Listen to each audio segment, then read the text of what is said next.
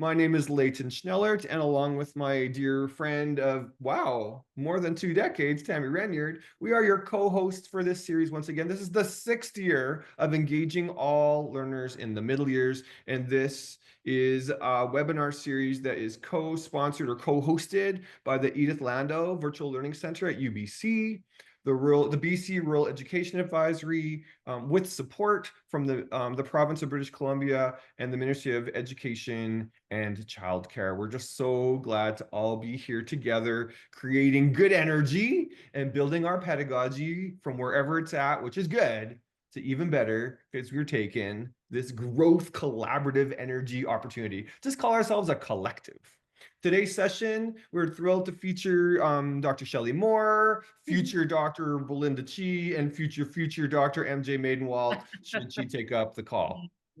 And tonight we're really focusing on inclusion with kind of a literacy angle or a humanities angle. But we have our next sessions we'll talk about at the end. Next one is December 3rd, then February 20th, and April 29th.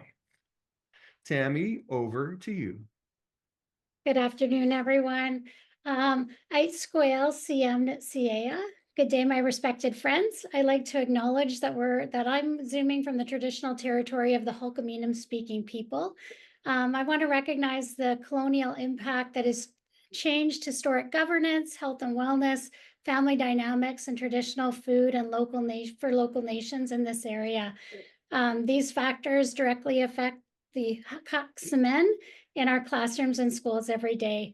As part of my commitment to truth and reconciliation, I'm working to better understand the communities, language, and histories where I have the privilege to live, work, and learn. And I wanted to share this picture on the left. That's a picture from the top of Swatkas or Mount Prevost. And it's been shared that Swatkas is part of the creation story for this area. Swatkas was the name of the dog that the creator sent to Stutson as a companion. And Stutson was one of the first who fell from the sky. And you can see Mount Prevost in the bottom right. And that is somewhere that since I've moved back to the Cowichan Valley, I have been hiking and appreciating and reconnecting with land in a different way. And as I've learned alongside Leyton and others, the opportunity to view land as text has been such a gift for me. So we invite you to take a minute to acknowledge the territories where you're zooming from today in the chat, if you would like to do that. We know that we have folks coming to us from all over the place, and we're so grateful that you're here, and we're excited to share this next chunk of time with you. Thank you, Tammy. Couldn't do without you. Why? Isquis Leyton. That's hi. My name is Leyton in Insilchin, which is the language of the Seal. I'm so fortunate to join you from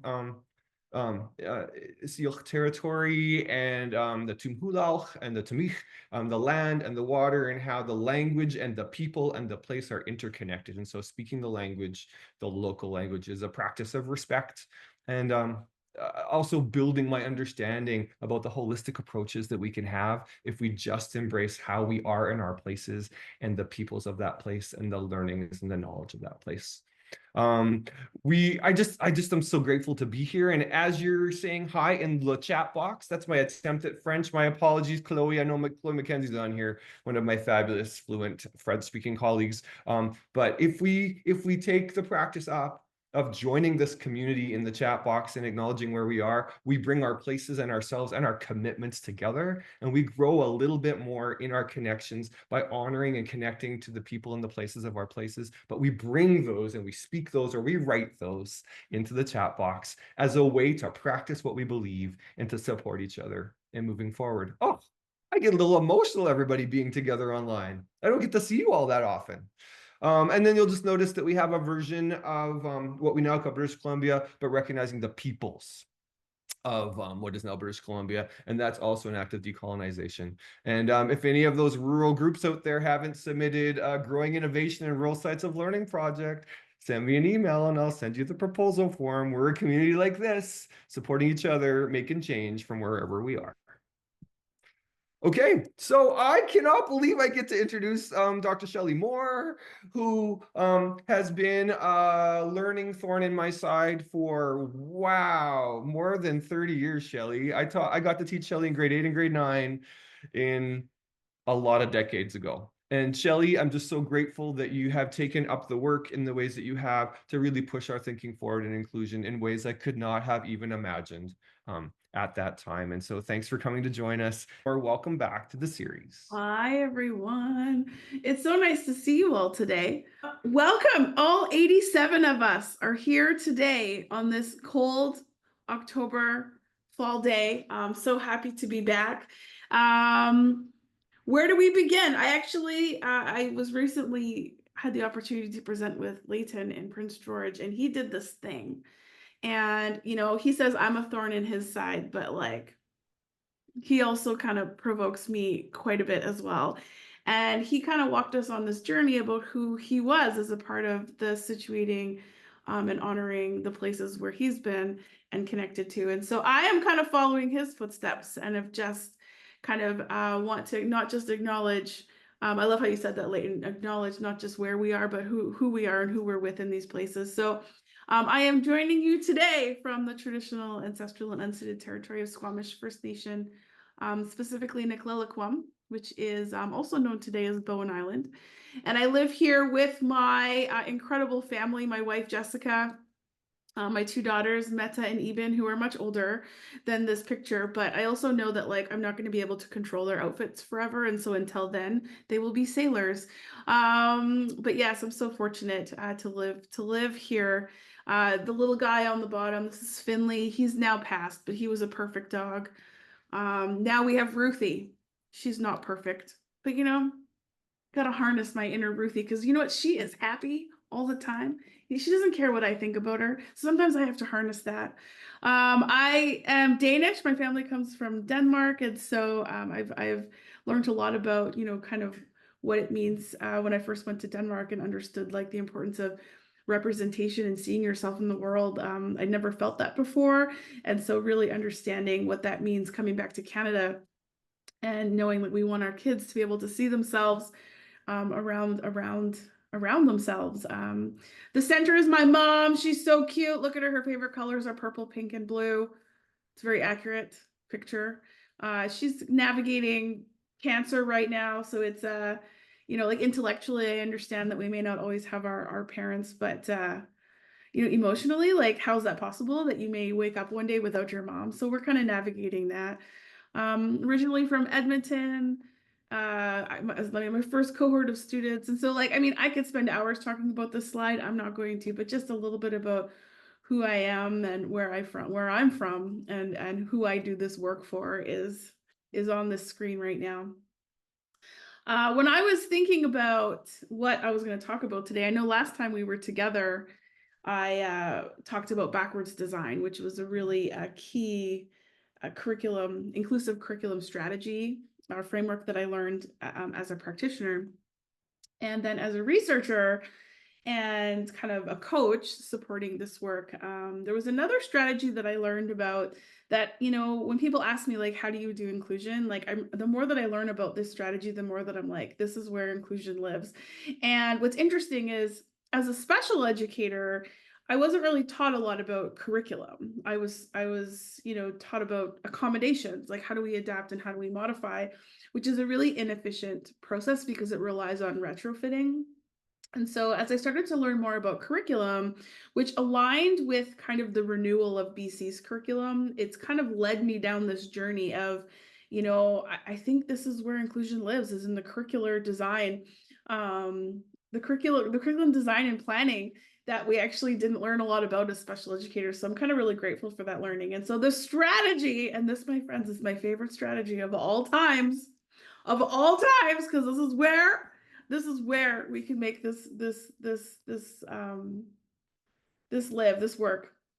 And I know you've heard of them before, but they're called different things. But today I wanted to talk about learning continuums. Sometimes they're called learner progression. Sometimes they're called learner maps. They're called, the most recent that I heard was asset-based rubric.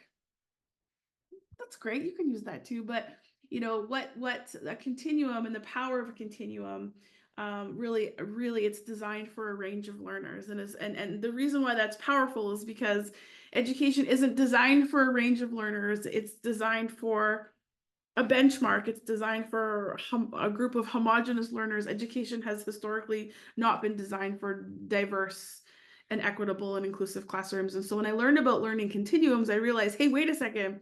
This is one of the first strategies that I've really been able to get my hands on that is actually designed for diverse learners from the start, in a really clear way that works in any grade level, and any grade level curriculum. And so it's my favorite. So I'm going to kind of walk you through it. Now, the tricky thing about learning continuums is they're also very, very misunderstood, because we have this legacy of standardization that kind of leaks in sometimes when we don't even know it. So what a learner continuum is, and it kind of builds on the work of backwards design, because you have to know what the learning outcome is. You have to know what the learning standard is, in order to do many things. Connect to universal design for learning, connect to learning continuum. And so knowing that learning standard is based on that. But if you're gonna really kind of dig into a learning standard, a really key feature of that is to separate a learning standard from the task. And what that allows us to do is to create multiple pathways to that standard. And so for a learning continuum to be inclusive, we have to make sure that that learning standard and that continuum it's called task neutral, which means we're not assigning an activity to this. It can work for any activity. And that's really where you start to see universal design linking in. As a special educator, I was taught to have multiple entry points, but learning continuums kind of flips that on its head and kind of says, wait a second, how about instead of having different entry points, what if we have a shared entry point, and an entry point that's accessible for everybody, and kids can take it as far as they want. And what I like about that is that it's much easier to add on complexity than it is to take away.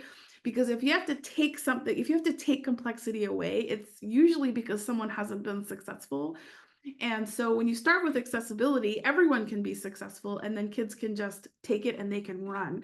And so we're kind of creating these kind of predicted pathways of where kids can go, but they really all originate from a common accessible starting point. And if it's accessible for everyone, then students can have some shared learning experiences together, which is a fundamental idea in that inclusive practice. Okay, but here's the part that's really important, is that for a very long time, I mean, it's all I know, is that teachers make these decisions. They're deciding the continuums, they're deciding the directions, they're deciding the destinations.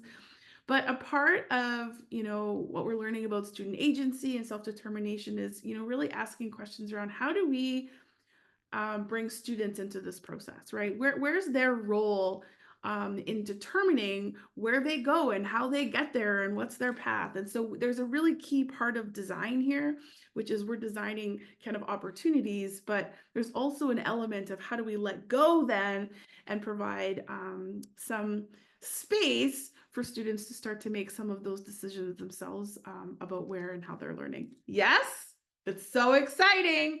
Here's the part where things get tricky, is that a continuum is not a rubric. If that's the only thing you take away from today, I'll be happy, okay? A continuum is not a rubric. Now, in defense of rubrics, they were originally kind of designed to be continuums, but then the internet got their hands on them and they've become completely contaminated. So let me show you what rubrics have become. And I apologize ahead of time because I'm going to completely change how you view rubrics, and you're going to see them everywhere and you're going to be like, okay, watch, you ready? This is what rubrics have become. We have these columns and there's a goal. There's a goal. And then we have a description of the goal or the task actually. And then the other columns are deficits of that description. Often those deficits are based on frequency. So really simply, ready? I can rhyme. I sometimes rhyme. I can't rhyme. I don't rhyme. Or my favorite, I can rhyme with support. Friends, those are not options. Having deficits of one description, those are not options. This is an illusion of choice. And so then I was like, okay, let me find a really good example of why rubrics need to go in the garbage. You ready? So I Googled good example of a rubric. I love the internet. Are you ready? This is what comes up. The scrumptious rubric reference. Okay. So I look at this and I'm like, this is perfect, because you know what kids do? They jump to the end. So let's just ignore the other one. So let's ready, right on. Because the goal here is to make a sandwich. So let's jump to the end. Your sandwich went beyond expectations. You threw in some extra flavor and tomatoes and surprised the customer with a side of chips. Okay. If the goal is to make a sandwich, this is why knowing the goal is really important. If the goal is to make a sandwich, why are there chips and pop even part of this conversation? That's like that's like evaluating for neat printing and sparkles. No, off. This has nothing to do with sandwiches, okay? Second problem, I would never eat this sandwich. Like, what is that, a pickle? Never. I would never eat a sandwich with a pickle on it. So do I just like don't meet the goal? And you know what? I'm not alone. There's many people who would not eat this sandwich. So you know what I would do? I would pick the pickles off. I'd pick the tomatoes off. And you know what? It'd be really hard to wipe off that mayo. Because you know what my favorite sandwich is in the whole world? My favorite sandwich? Bologna and mustard on crustless Wonder Bread. It's like an ode to my poverty as a child, and one that I will like hold on to forever. It is still a sandwich, folks. It is a less complex sandwich than this disgusting Dagwood, but you know what? It still meets the goal. And this, my friends, is why rubrics are so problematic, because we assume that everyone is going to eat this super complex sandwich. And then you find out, oh, there's allergies. Oh, there's preferences. Oh, people don't have access to avocado in February. So they have to remove. It's a reductive measure as opposed to an additive measure. Now, if you look at the other columns, this is the other problem. They've just erased parts of the sandwich. Like, I have never seen a floating turkey sandwich like this before. It's never happened. So I'm like, this actually isn't even real. It's never real. And then you go to the first column, barely hanging on.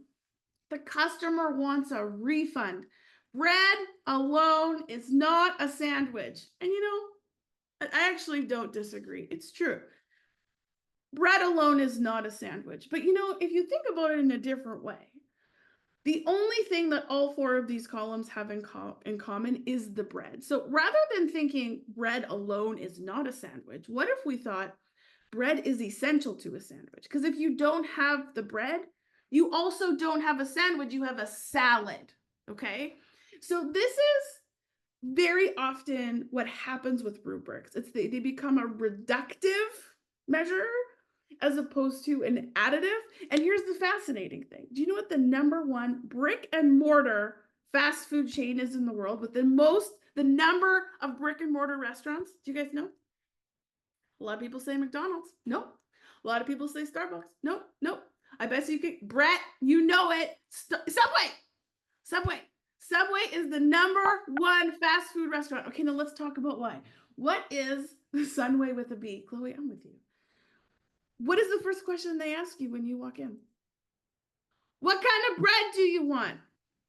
Like the menu for Subway is the same. I just was in Amsterdam. The menu is the same there as it is in Alberta. Like, it's the same Sunway. I mean, can you imagine? They do have sun chips there, Leyton. It's the same. The menu is the same. It's a standard menu, but it's responsive to the people who are ordering it. They ask you for the bread, then they ask you what you want on the sandwich, and then they ask you if you want sauce or salt and pepper, and then they ask you, so I mean, like, all of those questions are scaffolded, and then the choices that they give you, like what kind of bread, what kind of toppings, that's where the differentiation fits. And so it's a combination of scaffolding and differentiation that allows every Subway sandwich to be individually created to meet the needs of individuals, but without having individual menus for every person. And so it's kind of like, how do we take our curriculum that is standard, not standardized, standards based and make it responsive to the students who are actually building their sandwich and understanding there's a concept here. The concept of a sandwich, right, is bread with one topping. You don't even have to have two pieces of bread. I mean, in Denmark, they only do one. So like the concept is you need at least bread with one topping. That's essential, but it's not, but some people want more than that. Some people want two pieces. Some people want pickles. I mean, I don't know who, but so it's like everyone who walks into a Subway has all of the, everyone has access to all the options. So look at this. They have, oh my goodness, in Victoria, they have a pizza version of Subway. Like what?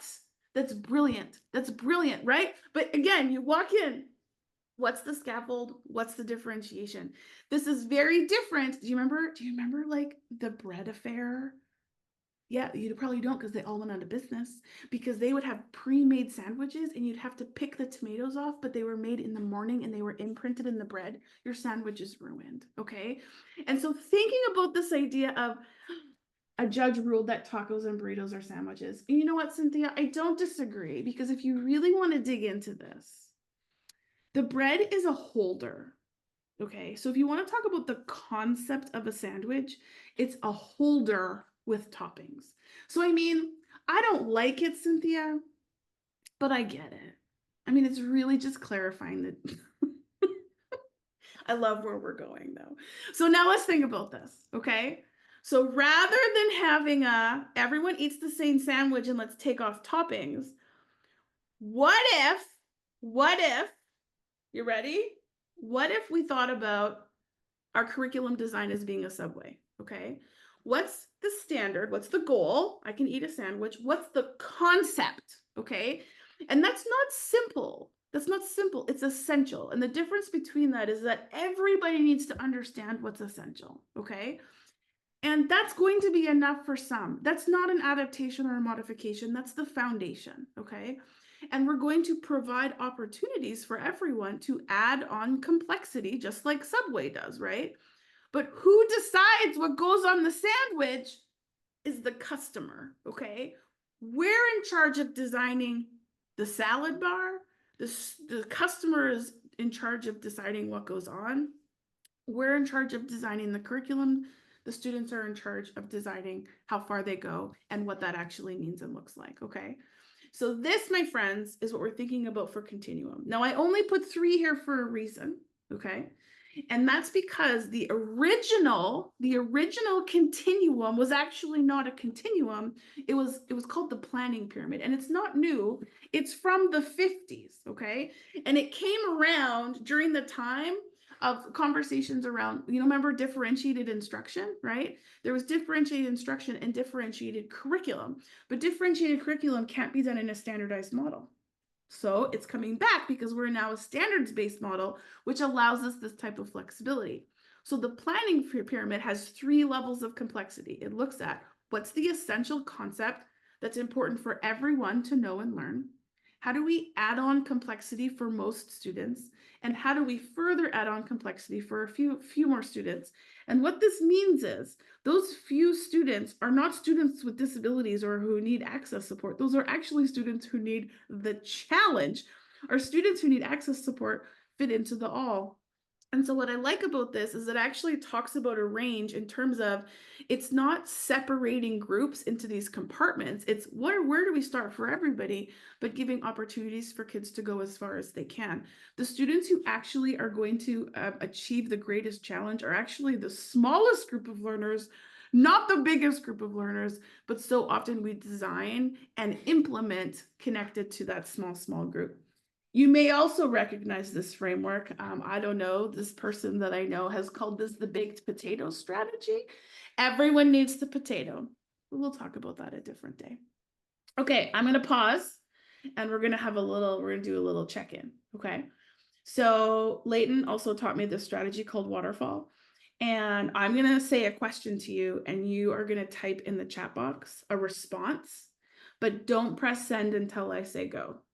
Okay, you ready? Here's the question.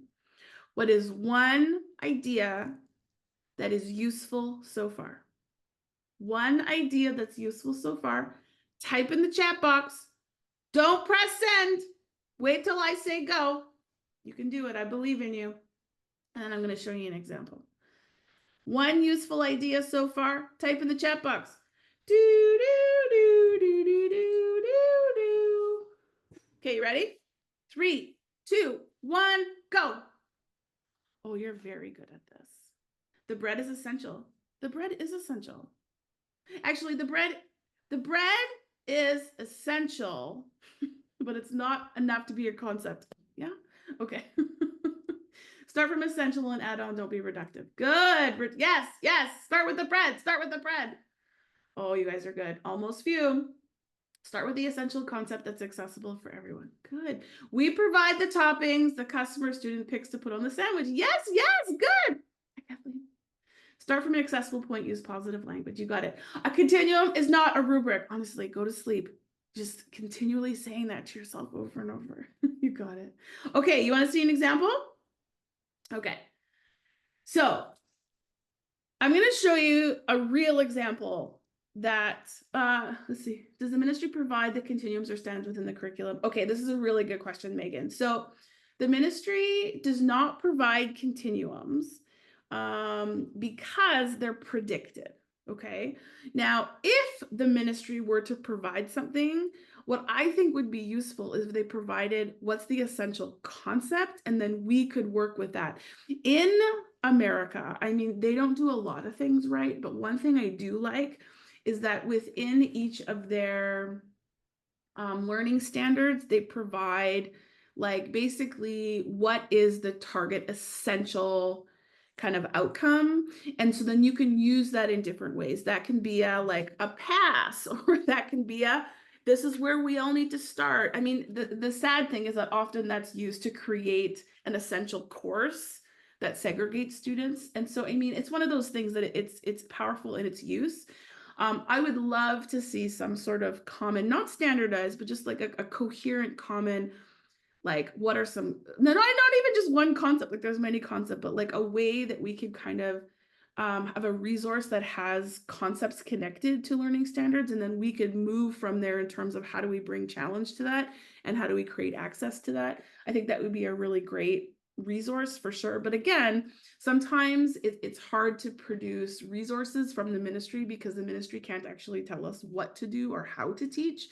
But then it puts us in a tricky position because then often we lack resources, right? So I'll show you some resources today, Megan, that might help you out there. But it's a great question. It's a great question. The other thing, though, is that there's also a lot of value in kind of coming together in your team and being like, what do we think the concept is, right? And that's kind of where I appreciate the flexibility of BC, is we can look at a learning standard and then like locally say, how is this meaningful to us, right? Like, how is this meaningful to our place and our community and our kids? And I think that's often kind of where we don't want to make this more standardized, but I think it's the balance between what are the resources, but how do we also not lose the responsivity within that? Yeah? Okay, here we go. Let me show you a non-example. Okay, and I see these a lot. So this is a Humanities 9 example. So this, if you are in the world of humanities, there's a content goal that says, and it says like students will know perspective, okay? And so one strategy that I like to use that's a universal design for learning strategy is to, help translate learning goals or standards into language that students understand. And you can do this with students, absolutely. And so if it's a content goal, starting with I know different perspectives on past or present people, places, issues, or events, and compare the values, worldviews, and beliefs of human cultures and societies in different times and places. So there's a lot of information there, okay? And so that comes from elaborations, and it comes from, just unpacking what that standard means. What often has happened is when I see continuums, okay, often it'll take this really complex description and put it in a continuum that is kind of based on words like words based in frequency, like I sometimes know this, or I know part of this, or I consistently know this. And the tricky thing about words that use that rely on frequency is that frequency is a measure for fluency. It's not a measure for understanding. So this also really connects to gifted literature, which says we can't just give more of the same and students can't just produce more of the same. Continuums actually have to reflect an increase in complexity. And so how that often has come out that I've seen in BC is then we bring these words in: developing, proficient, sophisticated, but they're so vague and they're so subjective. The other thing is that by having a column that's called proficient, we've just made this standardized. Like the whole point of a continuum is that it's a continuum of proficiency. So I'm going to show you an alternative word that could help kind of clarify this a little bit. But probably the biggest, trickiest part about the continuums in BC that I've seen is that approaching has been removed. Approaching is the access point for students who have intellectual disabilities or gaps in learning, or all of the many reasons why students need an access point, right? And so without that approaching, and I mean, like that whole zone of proximal development that we've mentioned, if you walk into a Subway and they don't have any gluten-free options, you're not, and you need that support, you're not going to go further in the line. And so part of a continuum is to make sure that the entry point is actually accessible for everyone. And if we don't include it approaching, we've removed it. So I'm going to show you an alternative. The other thing that I see that's tricky is that I'll see this little word here with support. Now I know that that means a person. Now, two things. A support is not a person. A support is a tool that increases independence, okay? A person is a resource. And so it's really important to clarify that. Now, if a person needs a tool to meet a goal, that's not an emerging thing. You can use a tool to meet a goal in any one of these levels of complexity. That's like saying, I need to use a fork and a knife to eat my sandwich. Like that shouldn't affect the evaluation. So if that's a tool, take it off. If it is a person, the problem isn't the person. The problem is that the access point isn't accessible enough. And so if you see with support anywhere on a continuum, it's one of two things. You need a more accessible starting point, or we need to understand that tools don't affect evaluation. Or put with support, it doesn't matter if you need support. Like it's a completely separate process. And so what's an alternative? Can I show you? And so basically looking at the continuum for today, right? Taking this idea of this 3-level scaffold, and now bringing it to today's conversation of continuum, the difference between this and the continuum of today is that now we're not just considering grade level, we're considering the edges too, because like you don't need me to tell you that there's going to be kids who are outside of the grade level, either in approaching or extending. And so a true learning continuum has 5 points. It has 3 to represent the planning pyramid or the grade level scaffold, and then it stretches it for the edges for students who need access or students who need challenge. And so then what this looks like as a continuum is for each learning standard, we can actually say, okay, our approaching is a way to create access for students. It's not enough to pass. It's not enough to show that you're achieving grade level, but it is a stepping point and a scaffold for so many kids. And if you do have a student with an intellectual disability, this can become their access goal or their replacement goal on their IEP, okay? This often becomes prior knowledge. This is really intentional planning so that everyone starts with success. The emerging is grade level essential concept. What's essential for a student to be okay moving forward if that's the only evidence they show, but also providing options to add on more complexity over time. Extending can either go deeper within the continuum or go beyond the continuum. That again is where that prediction comes from based on your learners. So what could this look like? Here's an example of a humanities continuum. Okay, so we're looking at this idea of perspective and creating a predicted sequence that increases in complexity over time. I like to start with essential, right? Because that's the concept, that's the most important. So like I know different perspectives. Adding on complexity, I know how perspectives change. Adding on complexity, I know how they impact values adding on complexity. I know how cultures can influence perspective. So it's kind of that switch in perspective.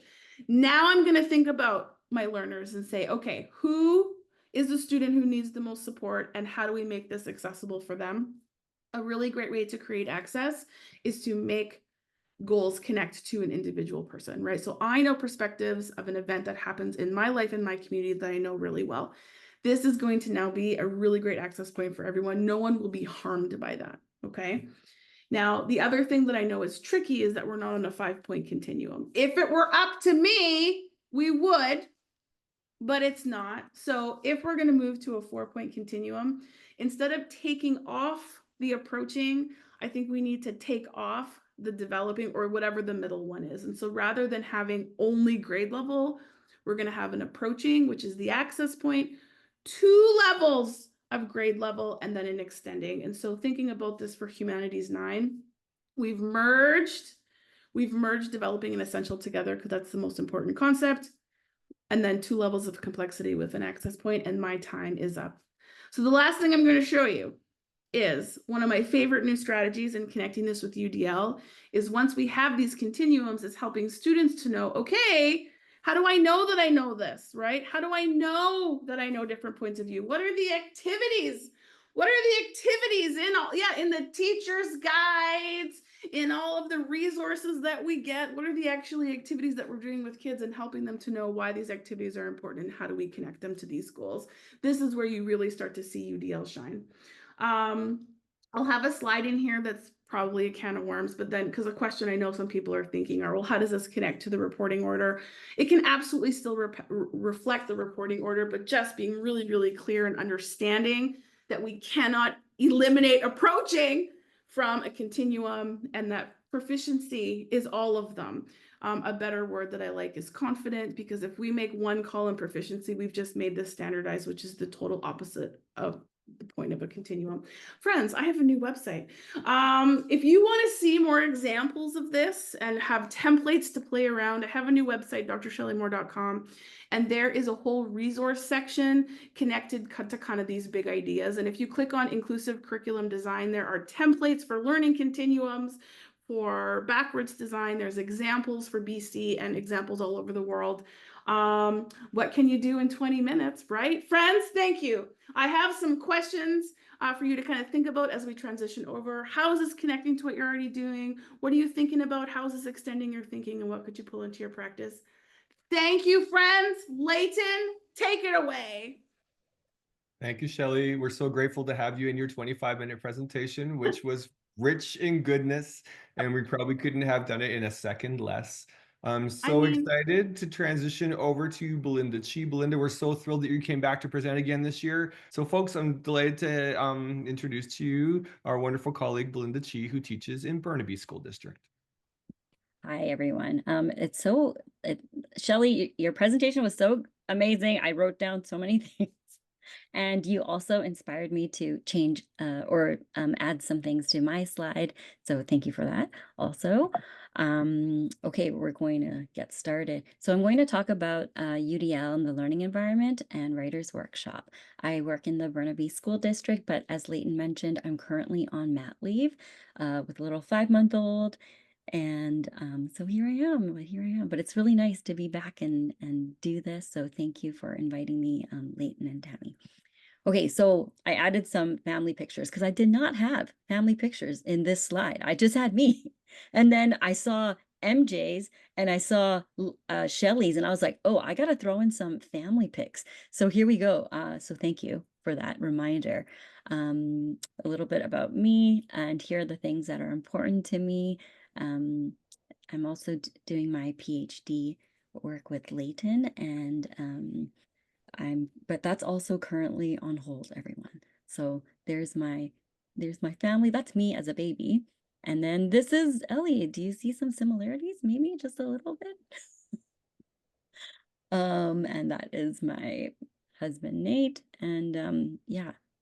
Okay, those are my cats, who I feel like I've maybe neglected a little bit since the arrival of Ellie, but I love them dearly. And they're starting to love her too. Okay, so okay, we're going to move on. I'm going to talk about an example of creating a classroom environment when you know like kind of who your kids might be. So there was usually I teach grade 4, 5 in elementary school, and there was one year where I knew I was getting a student in a motorized wheelchair. So I knew that in June, and so kind of at the end of the year, my administrator worked with me to think about how we could create a classroom environment or learning environment that was really welcoming for the student. So shifted some things around, took out some pieces of furniture that we didn't need, and just also made things accessible at his level. And so when you know who your students are, those are some things you can kind of think about ahead of time. And then once you get your students, what you can do is think about how you want your classroom community to be. So what can you do to co-create this classroom community with your students? And then how does this connect to UDL? So you may have seen this before from CAST. It's the learning guidelines for UDL. And I'm just going to focus on kind of the big umbrella pieces. So engagement, representation, action, and expression. And what does that look like when we're building a learning environment with students? So these are some things you can do. So with the engagement piece, think about and ask students what spaces are important to them. So maybe a calm down corner, a library, maybe alternative spaces to work for them. Co-create perhaps a classroom contract or an agreement. This allows students' voices to be heard and think about, what is important to them. When I think about kind of just the two things I mentioned, when I was in grade 4, I remember being in row seating, and I was always like in that first row. I think I was the 4th seat, and it was like that the whole year, and I hated it. And it sucked. We never talked to anybody. There wasn't a lot of group work encouraged. And so, that really kind of sets the tone for what what is accessible for kids and how your classroom culture is, right? And even this idea of the classroom contract, I remember walking into classrooms where, you just have that the posters of like respectful or responsible, and it's already up, but kids can generate that, right? And when you involve students to be part of that conversation, it's so much more meaningful. And once that agreement is up, I also encourage people to continuously refer to it, and also encourage kids to use it, because it's a nice reminder for kids to not just regulate themselves, but co-regulate each other when they're like, hey, is that being responsible? Like if that's one of your things, and it's great. It works really well. And I really like that. So make sure you don't just have it on your wall at the beginning of the year and then kind of forget about it, but to always bring it in your daily practice. And then think about, what do the folks in the community value? With the representation piece, a fun thing you could do with loose parts is get students to create their dream classroom. And then this also allows your classroom to kind of change throughout the year. So maybe each term you do something different, or maybe there's a certain space that you change up. So it doesn't always have to be the same throughout the year. And again, this allows students to be a part of creating that classroom culture. Maybe have them work in groups to discuss what's important to them. Do a gallery tour of ideas. I know that I used to call it gallery walk, but then in thinking about accessibility, I've changed it to gallery tour of ideas. So I thought, just thinking about how can we be more inclusive to the folks in our community. Even if that's your takeaway today, then like, great, use it. And think about what kinds of stories and examples you might share with students when building classroom environment, because you as the teacher can really set the tone, and students love learning about you. And when you make it personal and when they can connect to you, that can make such a huge difference. And then what are various ways you might present information to students? So is it always this one way? I always think about like, math and how I learned math in school and how it was just the teacher standing at the board showing the example. And it was like, if you didn't know how to do it that one way, it was over. It was definitely over for me. I was not strong in math. So I needed multiple ways for a problem to be shown to me and to be solved. And so I would love for people to think about that, even when they're thinking about representation in how they present information to students, whether that is part of creating your classroom environment, or if you're thinking about other teaching other subjects. And then the action expression piece is inviting students to share their thoughts and personal narratives. I love when students share stories about who they are. I think that's really how you build classroom community. And so how might they be sharing about their thinking and about the classroom environment? And then how might they share their stories? Might you do it through sharing circle or video or pictures, graphics? Will they create a book? Again, those are all those other pieces of UDL that we can bring in. It doesn't always have to be posing a question then having a student answer orally. It can look so different if you open things up for them. Okay, so rather than giving you a checklist, I've kind of created this list of questions you might ask yourself. You and your team, whoever is in your room, might work together to think about, so who are your students? What are their needs, wants? How might you and your community accommodate them? What kinds of spaces do you want to create in your learning environment? Is there a library? Is there a reading nook, an SEL area? I'm sure there's lots of other fun spaces you can think about. What kinds of spaces might students need? What do you imagine when you teach students as a whole group? And then what kinds of small group meeting spaces could there be? And where will they work when they work individually? I was in my friend's classroom last year and she had these little dinner trays. They're just like kind of lap dinner trays that she bought from Dollarama, and she just had like 6 of them. But kids loved just taking them to her small carpet area, and then that was just like a different space for them to work. Or I was in another classroom there where they had these milk crates, and the teacher just had like 4 milk crates, and she made them like little little cushions so that when you flip them over, you could sit on them as a little chair. There's just so many different creative ways, or even little like carpet squares. If you have those things in the class, it just kind of gives kids options for where they want to sit, how they want to work. And we know like classrooms aren't very big, but those things you can kind of, I think, don't take a lot of space, and you can always put it away when you're not using those things. Okay, we're going to quickly talk about Writer's Workshop. So creating and maintaining a space for young authors to shine. I'm going to talk about just 3 points, or highlight 3 main points in Writer's Workshop. You might have seen this book before, The Anti-Racist Writing Workshop, How to Decolonize the Creative Classroom by Felicia Rose Chavez. So just to kind of point out some of the points here in this little blurb of hers from the book, it says the Anti-Racist Workshop is a study in love.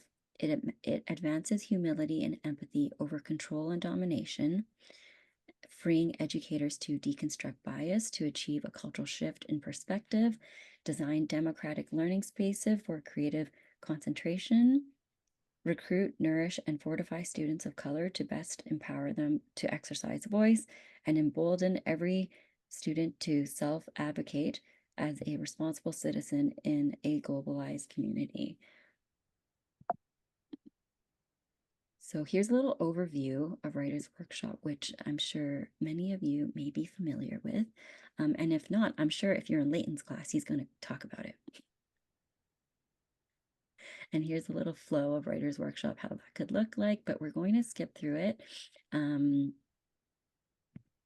Okay, so with mini lessons, something I wanted to highlight is when you start Writers Workshop, I encourage everyone to talk about what does writing mean to the students in your community and define this together.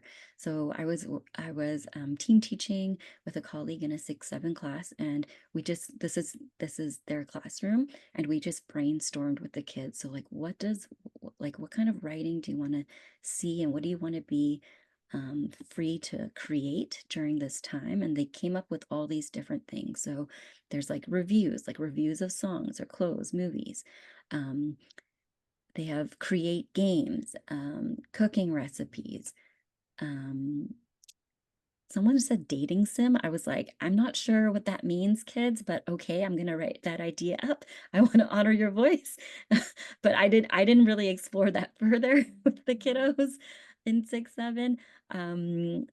Some kids suggested fan fiction or sports highlights, diary. There's so many different things, and lyrics.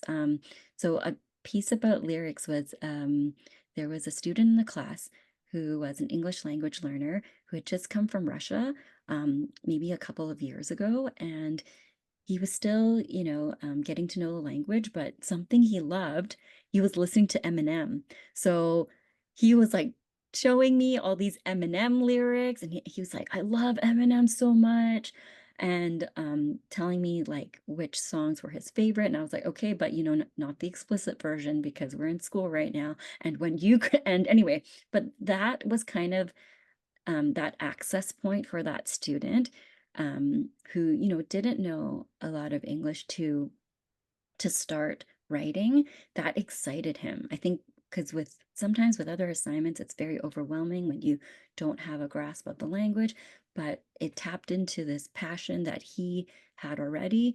And so looking at Eminem's lyrics, he was kind of able to create his own lyrics. So that was really cool, I thought. And then the other cool thing was creating games. There were 3 students who worked together to write this whole story about a game. And I thought that was really cool to see collaboration amongst kids. Like it doesn't have to be something you're doing on your own. This was something that they were excited about. They were discussing the characters and the setting and what was the storyline of the game. So I thought that was super cool. Something else you might want to think about is what anchor text you're bringing in. So are the texts that you're selecting and the voices that are being shared with students, are they diverse and do they represent your students? And are they only in one language? Because again, thinking about your English language learners, allow them to bring in what they're reading in their language. There's so much technology out there where you can use Google Translate to share what they're bringing in, and those stories in other languages can be shared. So I encourage that. Okay, author's circle. How do you gather when students share their work? I love this image of the different chairs. I think it was kind of representative of all the different voices that are in our classrooms and of the kids we work with. Something I'd like you to think about is, are there certain voices that are louder or more frequent than others? And if so, how do we illuminate other voices in the class? And with the sharing circle, does it always have to be a big circle, or maybe can there be smaller circles where kids are sharing together? So that's something to think about as well. And then how does the community support one another as writers? Because when we do this throughout the year, we need to think about how do we maintain the space, because at the beginning when we start, it can be very exciting and people are energized. But as we go throughout the year, what are some little changes and little tweaks we can change or shift or take a risk in to keep it exciting and also to keep it very supportive of our young writers? Okay, the last thing I wanted to highlight here was this book by Caitlin R. Tucker and Katie Novak, Shift Writing into the Classroom with UDL and Blended Learning. And they talk about shifting to student-led learning. So again, this fits into Writer's Workshop when we look at that editing and revision stage. where students can work with one another. So they kind of have these 4 points of using student-generated review, self-assessment or peer assessment as well, student-led discussion, and then student-initiated project-based learning. Okay, Belinda, yes, why don't you sneak us back to your framework for writers workshop? okay, Graham? here, Whichever one of those two that you wanted to share. Yeah, yeah, this one. sure. Okay. Why I was don't like, you do you want to Yeah, talk about it? I feel give like it to us. Give it to us, sister. no, these are just some different I guess, yes, the framework of writers workshop. So we would do a mini lesson, and then you'd allow students to do some independent writing. There's conferencing and coaching that can happen between you and students. It can also it can be also peer-to-peer, but you would of course have to teach your kids how to do that with one another. You might have some supportive Blackline masters to kind of help students through this piece of reading and revising each other's work. And then there's the authors circle for sharing out. Of course, there's formative assessment that happens throughout these pieces. And then there's summative assessment, ideally, but not limited to published pieces. Because some kids, they might not get to publishing a piece, and that's okay. Just ask them, what's the piece that they want us to assess for that summative assessment, and give them that choice. Okay. Thanks, Yeah. Belinda. I just know you probably felt a little pressure with time, and I thought that's okay. Let's go back and just talk about the framework. But the mini lessons and the independent writing and the author circle and then the conferencing during the independent writing, these are just beautiful things that I know you're so committed to. Thank you. Okay. And my question for you is, what's one question or idea that you might explore in your practice with yourself or your students? Thanks so much, everyone. Thanks, Belinda. So we're just going to pass the torch to my great friend, MJ Medenwaldt, who I've had a chance to collaborate with, work with over for a couple of decades now. Hey, MJ. And I know you'll introduce yourself, and I think you're teaching grade 6-7 this year. I am. Yeah. Okay, here I am. I'm still on unceded Musqueam territory. Actually, I will say Ahaichka, OCM. That is in the Hunkaminam for thank you, everyone, for being here today. And thank you for everyone for inviting me to join this incredible dialogue. Here we are. There's my mom. There's my mom's incredible hair and my dad. Like I said, that's me a little while ago, 1965, and I was 1. On the right, as Leyton often refers to our froligs, the people up in the top there, those are my froligs right now. I work with James, Ian, and Jillian in the space. I can hear them behind me. They're screaming and yelling and laughing, so I'm not quite sure what's happening there.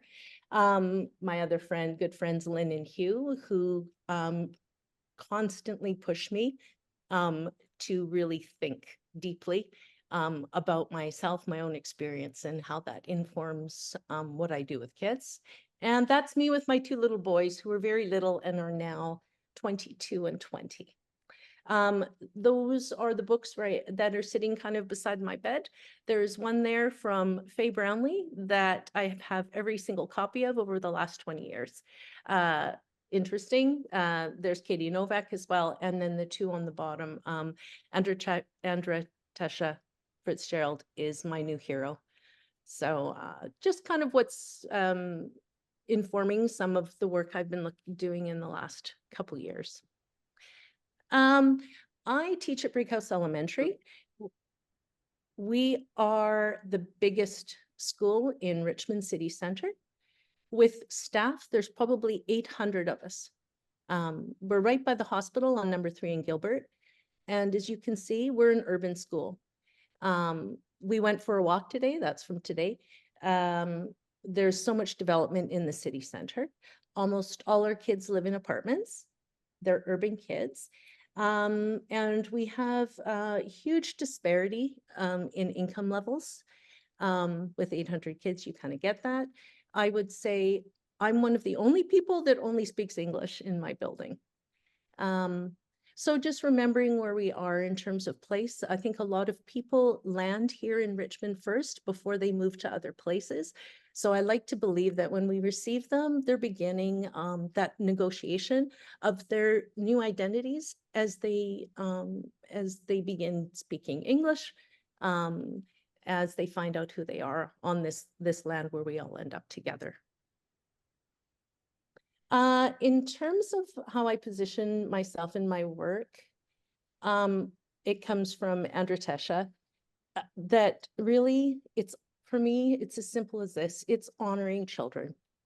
And as a teacher, I have the power to honor children every day.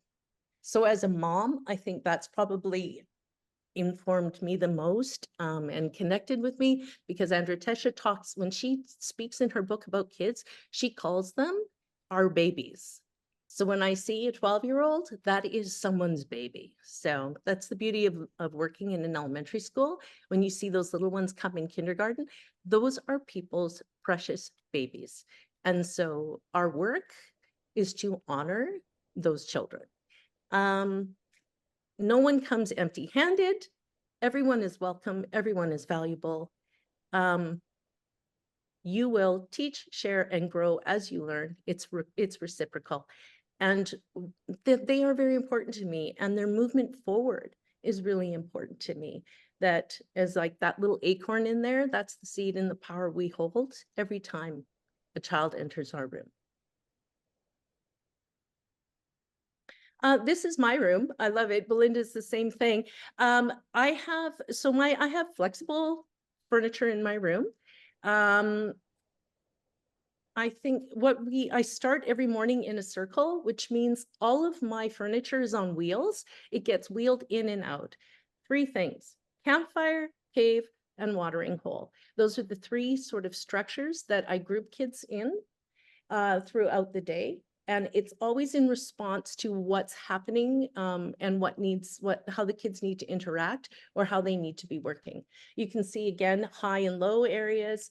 Those 2 girls in the corner, they're in the quiet area, or as the kids call it, the cozy corner. It's available to everyone, not just certain kids. It's probably one of the most popular spaces in my whole classroom.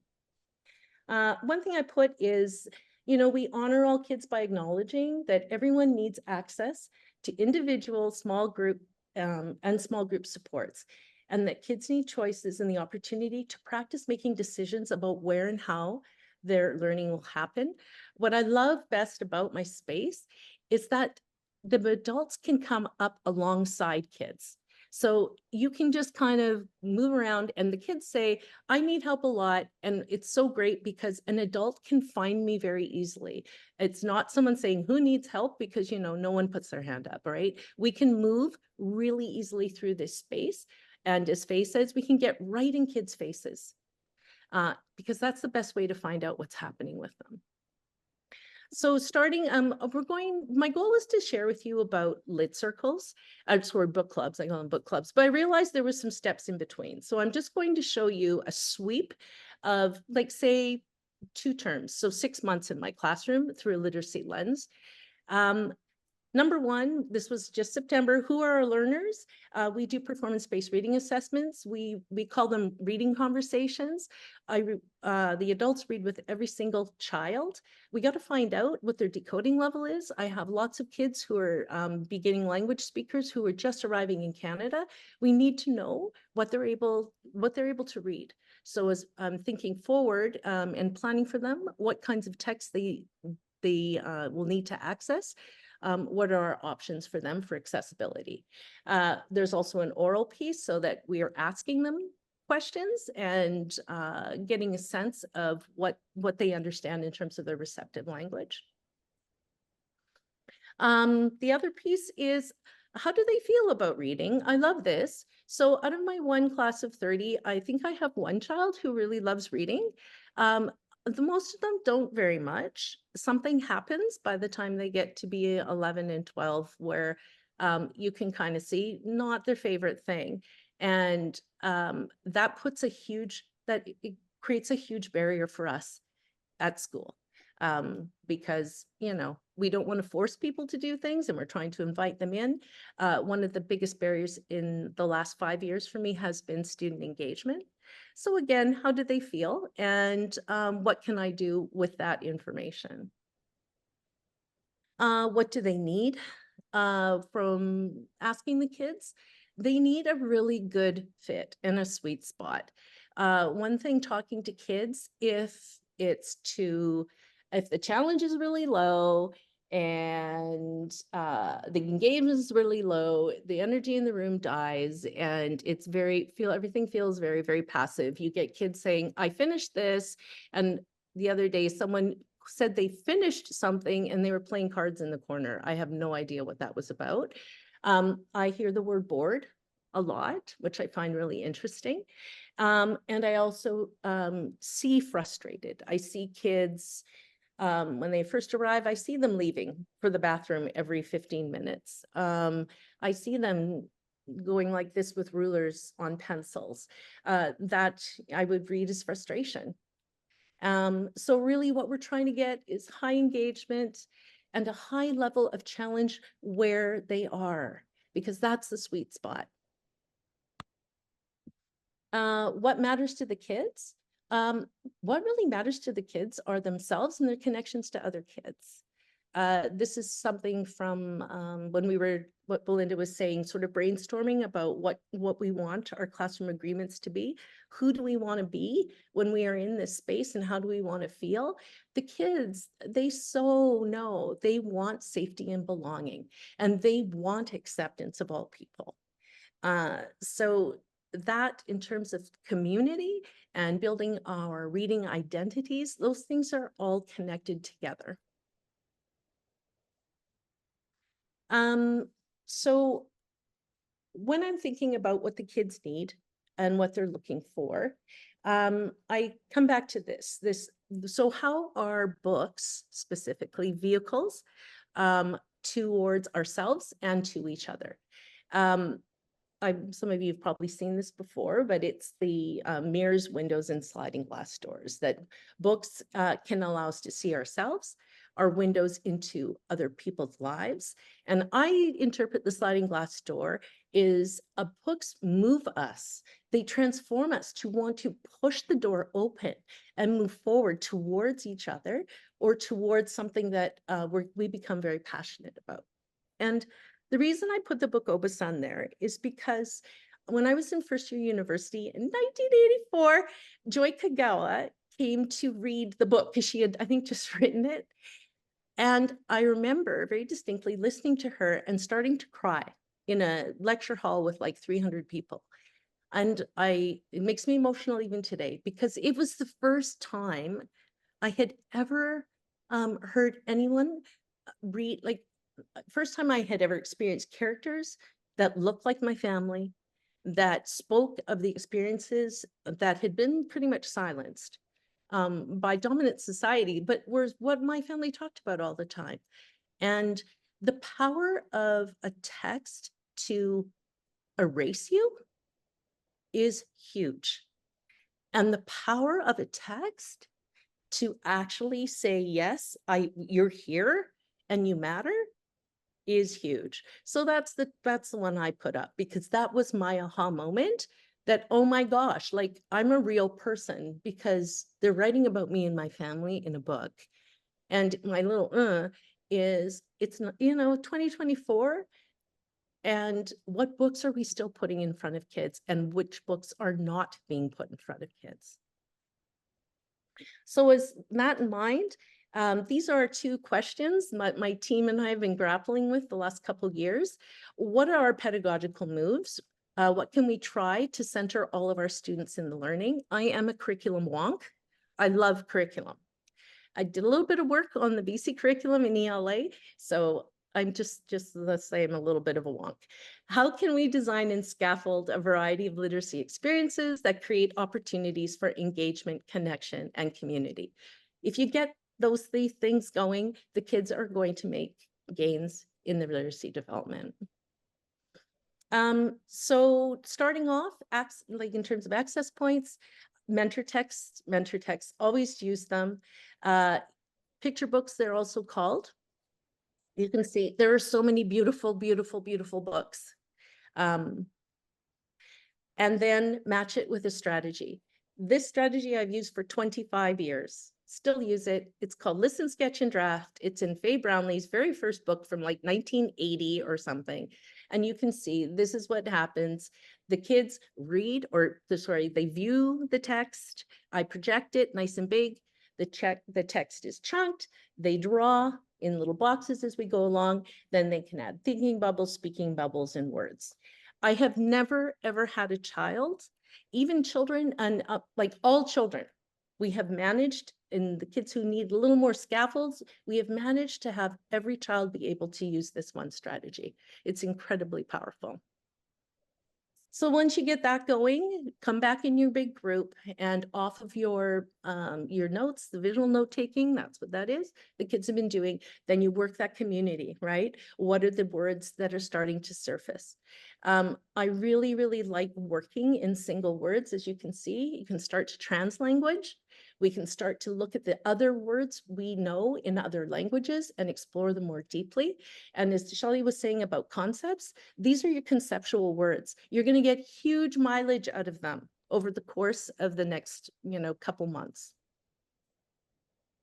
Then circle back, go back, maybe even to the same story. Go back to a story with a similar theme and connect and go deeper using different strategies. Process, right? And then, so some of the examples you can see, that's another Listen, Sketch, and Draft. You can see some visible thinking strategies, the See, Think, Wonder, again, it's visual.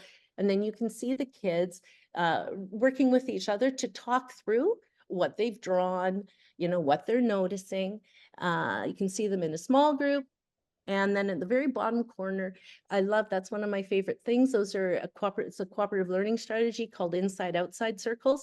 They have their notes in hand and they're sharing with different partners as they rotate around the things that they are noticing or the ideas that they're coming up with about the text. This is my respond slide. So one thing I notice is if we push kids really fast to write written responses about things, you don't get a lot of writing. And I do believe, that all kids can learn how to write and that writing is important. Could be single words. It can be a label. That's writing. The top right corner is so I use ePortfolios, which we can use video recordings. So that's another way that the kids communicate. There's another picture there of a tableau. So we're again showing something with our bodies and with people describing what's happening. And the thing on the left, those are loose parts, or materials, which I use a lot. That student was not yet ready to write. So they were creating their response using materials. You can see on the bottom, the written responses can be a month of working on an index card, or it can be a double-sided journal entry, which is kind of the bread and butter of reading response. So that was like building, all the different skills so that we can move into book clubs, because I really, really love doing book clubs. So they have to be, and that's what I learned, they have to be scaffolded. So book clubs, the kids choose a book. There's a big selection of books. You do some discussion prep, then the kids meet in book clubs like, adults do. And then afterwards they do a little bit of reflection. The types of book clubs I do, I have lots of titles. You can read one book for 2 months. You can read 2, you can read all of them. As you read through the books, you can join whatever book club you want. So they get really good at not giving away what happens in it. The one thing I noticed about my book club selections, 2023 to 2024 were completely different. And I realized that's because my class was completely different. And when I think about representation, when I started going out looking for books, I had those children in mind who I was thinking about. I had a student who had just come from Nigeria, and The Probability of Everything had a Nigerian main character. Ooh, it went dark. Really important for her, and she loved the book. Again, right? Because you're trying to see the kids so they can see themselves, and suddenly they can talk a lot about what happens in a book. One of the other major barriers we had was that the kids did not have a lot of experience when the teacher wasn't watching them. So their choices and their independence, they didn't have a lot of experience in those areas. For example, being actually tracking time and knowing how long 10 minutes was. So we explored this idea of workflows to have some kids, they could do certain things for 10-minute chunks. Other kids, maybe they do 3 10-minute chunks of reading on my own. We really had to work really hard on coaching them and practicing them so that they could be doing something independently and the adults could be freed up to sit in the actual book clubs. Okay. So what types of things were they doing while the adults were in the book clubs with the kids? Double-sided journal entries up there, some preparation for the book club itself, reading. Those were some people you can see, and that's them reading. They like to read in the cozy corner, all squished up next to each other. Some loose parts, because that we had done some work with that in the first term. And they were just doing it independently. And I love the one on the left. You can see someone again using their first language to go back and retell one of the picture books we'd been working with. Okay, book clubs. Oh, my book club slide seems to have disappeared. Well, okay, so here we go. Going into book clubs. So book clubs, you get the kids meet together. What are they doing? They are talking about what the connections and some of the ideas that they're getting as they're reading the books. We did introduce them to the last word strategy, which is an oral language strategy, so that they could have the agency to run the conversation without the adults controlling it. One of the barriers we had for book clubs is the kids kept looking to the adults to run the book clubs. So we figured out pretty quickly, and they figured out pretty quickly, that we weren't going to say anything, because this is what the adults were doing. They were sitting fly on the wall in a chair, listening. My favorite thing is kid watching and kid listening. So you can see I've got just sort of checklists of watching what the kids are doing. And I'm actually copying verbatim the things that kids are saying. And for me, that is evidence that I can use for assessment. And then over in the corner, I have, well, what am I noticing? Things that they might need some work with. I'm taking notes of those things so I can plan some mini lessons with the whole class. Because you know what, if these people need that, the other kids in the class will need it too. And then we can do that strategically, not interrupting their conversation flow, but later, right? When we all need to go and learn some of these other things and build our skill set. This is what happened after. So as the kids were cycling in book clubs, and book clubs were about 15 minutes, you have to remember, right? Some kids are working independently on things, and some kids, as they're cycling out of the book clubs, we realized that, they could continue to go, they wanted to keep going back into the books. So one thing we offered was a Padlet where they could go and continue a conversation online and add some more stuff. There's a little bit of reflection happening, because now you've just had like a conversation with a bunch of people and you've picked up some new ideas. Before you lose those, like just jot them down on that piece of paper. And again, was there a new quote now that's sticking in your head that you want to pull onto your paper to do a journal entry about? In the right corner, I use a lot of checklists to help the kids self-reflect on about how things go. And so at the end of that sort of work block, what was something that you were able to do well? Always strength-based, relentlessly strength-based people, right? Never, what didn't I do? Always, what was I able to do?